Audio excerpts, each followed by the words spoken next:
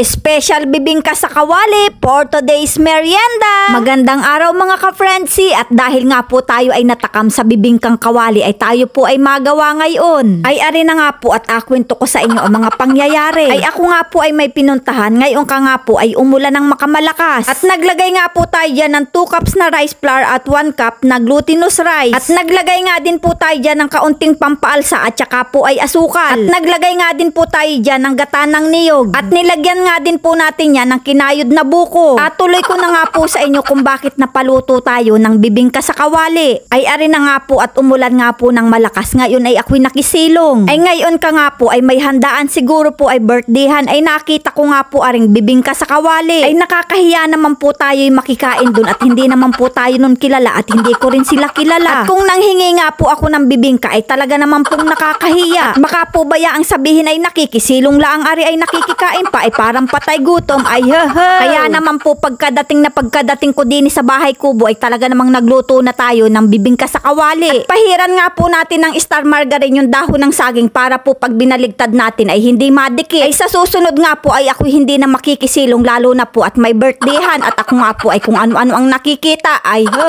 hindi na nga po natin yan nilagyan ng gatas dahil sa gata pala ang po ng niyog niyan ay sulit na. Lagyan nga din po natin yan ng hiniwa-hiwang itlog na maalat. At mamaya na nga po natin yan alagyan ng cheese at pagkatapos nga po nating lagyan niya ng itlog na maalat ay atin na po yan takpan. Kaya naman po kung kayo'y naiibig din kumain ng bibingka ay makamadali lang pong gumawa. Ay alalay na apoy nga lang po ang ating agawin dyan at baka po ay mabigla ang luto. At pagkalipas nga po ng ilang minuto ay ilagay na nga po natin yung cheese. Ay ngayon pangalaan po ako'y natatakam na ay nako po ay parang daig pa ang nagalihi ay At takpan nga po uli natin yan at hinay-hinay lang po ang ating agawing gatong dyan. At pagkalipas nga po ng ilang minuto ay ayan, baligtarin naman po natin yung ibabaw. Ay medyo mahirap nga lang po siyang baligtarin at mainit. Ay talaga naman pong napakasarap ng kanyang itsura. At pag nabaligtad na nga po natin yan ay takpan po uli natin at dahan-dahan lang ang apoy. At habang nagaluto nga po tayo ng bibingka ay umulan ay nako ay makamasarap lalo aring kaparis ay kape. At pagkalipas nga po ng ilang minuto ay ayan, luto na nga po ang ating special bibingka sa kawali. Ay ari na nga po at luto na ang ating kinatakam-takaman na bibingka. At talaga naman pong napakabango din ng kanyang amoy. Tamang-tama nga po ari dahil naulan ay makamasarap po aring kaparis ay kape. At malambot nga din po ang ating pagkakaluto ay talaga naman pong napakasarap na ring pang merienda. Kaya naman mga kaprensi, ano pang inaintay natin dyan? Sakmala na!